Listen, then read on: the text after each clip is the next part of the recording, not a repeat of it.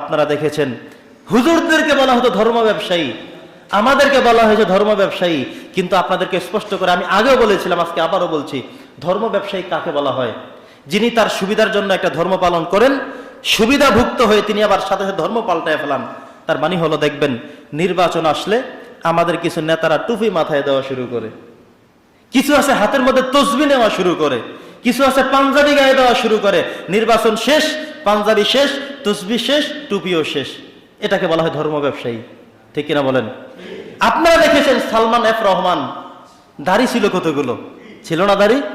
এই মানুষটি পালানের ভয়ে, ধর্ম ব্যবসায়ী তো ও যে ব্যক্তি তার পালানের জন্য ধর্মকে দাড়িকে ব্যবহার করে আজকে পালানোর সময় দাড়িগুলো শেষে এরপরে নৌকার মধ্যে ট্রলার মধ্যে উঠেছে পালায়ন করার জন্য।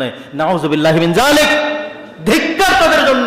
ধর্ম ব্যবসায়ী হলো ওরা যারা দাড়ি রেখেছে ধর্ম ব্যবসা করতে, যারা নির্বাচন আসলে টুপি মাথায় দেয়, সামনের কাতারে বসে তসবিহ হাতে নেয়, পাঞ্জাবি গায়ে দেয়, নির্বাচন শেষ হয়ে গেলে সরে যায়, ওরাই হলো ধর্ম ব্যবসায়ী।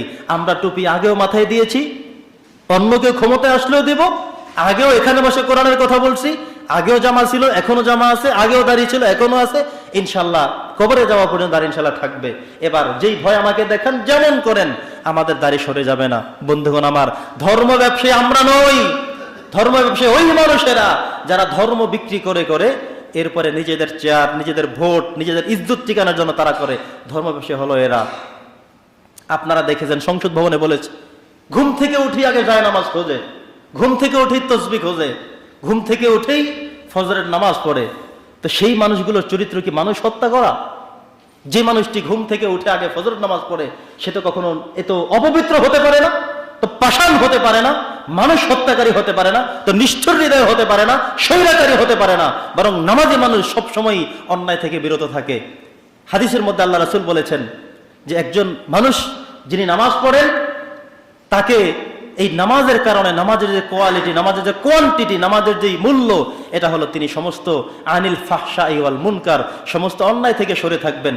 আপনি একদিকে মানুষ মারার কথা বলবেন, একজনে মানুষকে গুম করে দিনের পর দিন, রাতের পর রাত তার বাবা মা থেকে, স্ত্রী থেকে, সন্তান থেকে তাকে সরিয়ে রাখবেন, আরেকদিকে বলবেন ফজরের নামাজ পড়ি, কোরআন তেলাওয়াত করি। এত মিথ্যা কথা এই পৃথিবীর জমিনে আর কেউ বলেছে কিনা ইতিহাস খুঁজে আমরা পাইনি।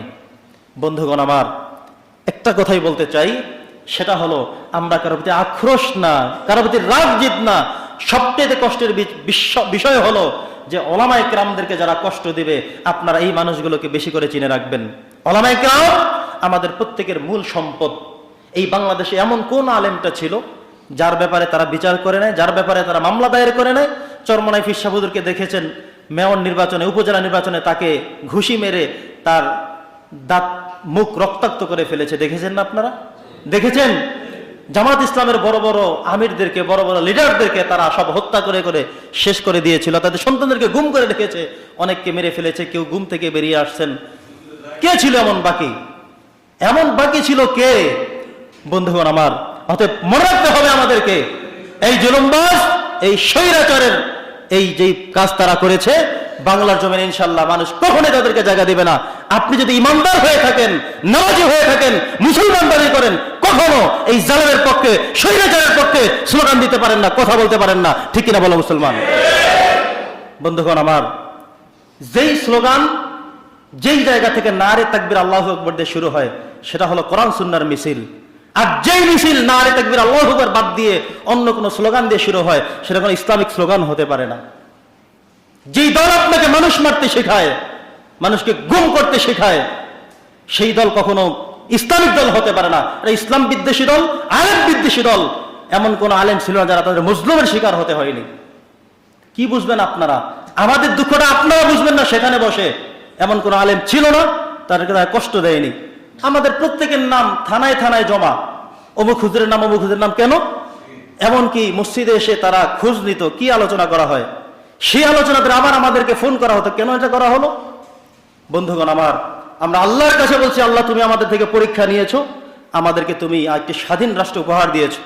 এই স্বাধীনতা, এটা যেন আমরা অব্যাহত রাখতে পারি, আমরা যেন এটাকে টিকিয়ে রাখতে পারি, ধরে রাখতে পারি, সেই সহযোগিতা, সেই তৌফিক আমরা কার কাছে চাইবো? যারা বলেন কার কাছে? আমরা আল্লাহর কাছেই চাইবো। হযরতে ইয়াকুব আলাইহিস সালাম যেভাবে বলেছিলেন, ইন্নামা আশকু বাসি ওয়া হুজনি ইলাল্লাহ, আমাদের সব দুঃখ সব কষ্ট আমরা একজনের কাছে বলে রাখবো, তিনি কে? আল্লাহ। আল্লাহ তাআলা আমাদেরকে পরীক্ষা করেছেন, আল্লাহ তাআলা আমাদেরকে এই পরীক্ষার সম্মুখীন করে রেখেছেন। আমরা নবী রাসূলদের জীবনী পড়ে পড়ে দেখেছি এটা আমাদের পরীক্ষা। এই পরীক্ষা আমাদের ধৈর্য ধারণ করতে হবে, টিকে থাকতে হবে। আল্লাহ তাআলা একটা সময় ফল দিবেন, সে ফল অবশ্যই আল্লাহ তাআলা দিয়েছেন। বন্ধুগণ আমার, সর্বশেষ সবার কাছে এটাই আহ্বান, আমাদের এই যেই রাষ্ট্র সংস্কারের কাজ চলছে, আমরা যেন প্রত্যেকের জায়গা থেকে প্রথম কাজ হলো আল্লাহর কাছে দোয়া করা। কি করা? আল্লাহ যেন আমাদেরকে উত্তম একটি রাষ্ট্র আমাদেরকে উপহার দেন, যে রাষ্ট্রের মধ্যে প্রত্যেকটা মানুষ তার প্রত্যেক অধিকারগুলো নিশ্চিন্তে পাবে। এই যে দেখেন, হজের সিন্ডিকেট গুলো করেছিল কে? মানুষ ইবাদত করবে, হজ করবে, সেখানে 4.5 লাখ টাকা ছাড়া হজ করতে যায় না। অথচ যিনি এখন দায়িত্বে এসেছেন তিনি দেখেছেন মাত্র 2.5 লক্ষ টাকা দিয়ে হজ করতে যাওয়া সম্ভব। 1 লক্ষ টাকার বেশি লাগতো উমরা করতে গিয়ে, তিনি দেখিয়েছেন 50 থেকে 60,000 টাকা দিয়ে উমরা করা সম্ভব। প্রত্যেকটা হাজী সাহেব থেকে পার্সেন্টেজ করে করে তাদের অ্যাকাউন্টে জমা দিতে হতো। প্রত্যেকটি মাথা পিছে একজন নিত 10,000 টাকা করে, একজন নিত 1,000 টাকা করে, একজন নিত 5,000 টাকা করে। এটা সরকার দলীয় লোক জিম্মি করে রেখে মানুষকে একটা ইবাদত করবে, হজ করবে, সেটার মধ্যে তোমরা ভাগ বসায় রেখে মানুষকে ইবাদত থেকে দূরে সরিয়ে রেখেছো। ইনশাআল্লাহ আমরা এমন একটা বাংলাদেশ চাই, যে কোনো মানুষ ইচ্ছা করলেই যেন আমার নবীর রওজা জিয়ারত করে আসতে পারে, যে কোনো মানুষ যেন উমরা করতে পারে মাত্র 50,000 টাকার বিনিময়ে। তিনি তার মনে স্বাদ পূরণ করতে পারবেন।